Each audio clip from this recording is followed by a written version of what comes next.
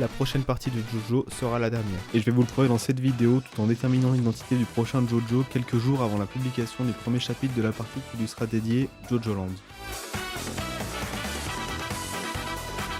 On sait déjà que cette partie aura pour protagoniste un descendant de Joseph Joestar. Alors non, pas celui-là, je parle du Joseph qu'on peut apercevoir brièvement dans JoJo Lion. Pour l'instant, on n'a eu que 2 aperçus du JoJo de la partie 9. Le premier nous a été donné le 1er janvier 2023 par Araki lui-même sur une carte de vœux qui avait été publiée par son équipe directement sur Twitter.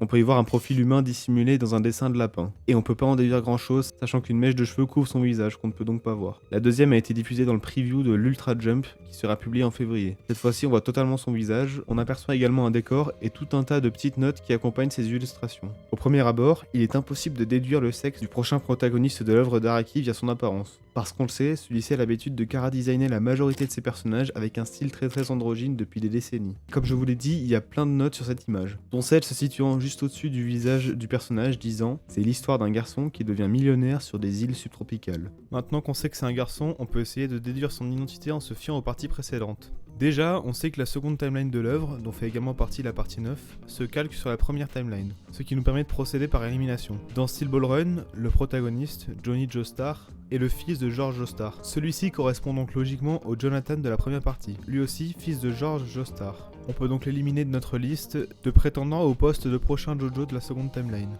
Nous pouvons aussi directement éliminer Joseph Joestar, car comme je l'ai dit au début, le protagoniste de JoJo Land sera un descendant de Joseph Joestar. Celui-ci ne peut donc logiquement pas être un descendant de lui-même. On peut aussi éliminer Josuke, car il a déjà été explicitement utilisé dans JoJo Lion.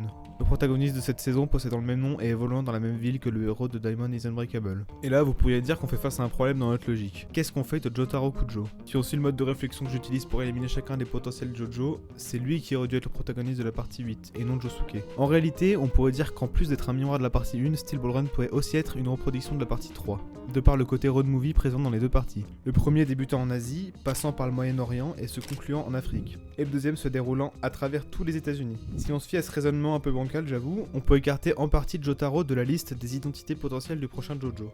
Et là on fait face à un nouveau problème puisque Giorno n'est absolument pas un descendant de Joseph dans le premier univers. Et très franchement j'ai des doutes quant au fait qu'Araki ait décidé de changer ça dans le deuxième univers du manga. Donc il est éliminé directement de notre liste. Il ne nous reste plus qu'une seule candidate, Jolene Kujo. Mais déjà c'est une fille, alors que comme je l'ai dit, le prochain JoJo est un homme, et en plus de ça, c'est impossible qu'elle existe si Jotaro n'existe pas vu que c'est son père. Donc on n'a plus personne. Alors on a 2 options. Soit Araki a décidé de créer un tout nouveau personnage, ce dont je doute très franchement vu la logique qu'il applique apparemment dans la seconde timeline de son univers, soit il va effectivement utiliser un ou plusieurs personnages apparus dans la première timeline. Voici la fin de ma théorie. Si on part du principe que Steel Ball Run est effectivement un miroir des parties 1 et 3, et aussi dans une certaine mesure de la seconde partie, en intégrant par exemple la fondation Speedwagon, et que JoJo Lion est un miroir de la partie 4, dans la seconde timeline, on sait qu'il reste donc Araki à intégrer 2 parties, Golden Wind et Stone Ocean. Et à mon avis, JoJo Lounge sera un miroir de ces 2 parties réunies en une seule dans la seconde timeline. Je peux affirmer ça car on sait que le protagoniste est un garçon, tout comme Giorno, et que celui-ci a, comme je l'ai dit plus tôt, pour ambition de devenir millionnaire sur des îles subtropicales. Un peu comme le fils de Dio qui, je le cite, rêvait de devenir un gangstar, soit le chef d'une mafia. En l'occurrence de la passionnée qui parviendra à diriger la fin de Golden Wind, mafia qui lui a donc probablement permis de devenir extrêmement riche. Ensuite pour la partie sur Stone Ocean, on sait que l'intrigue se déroule sur des îles,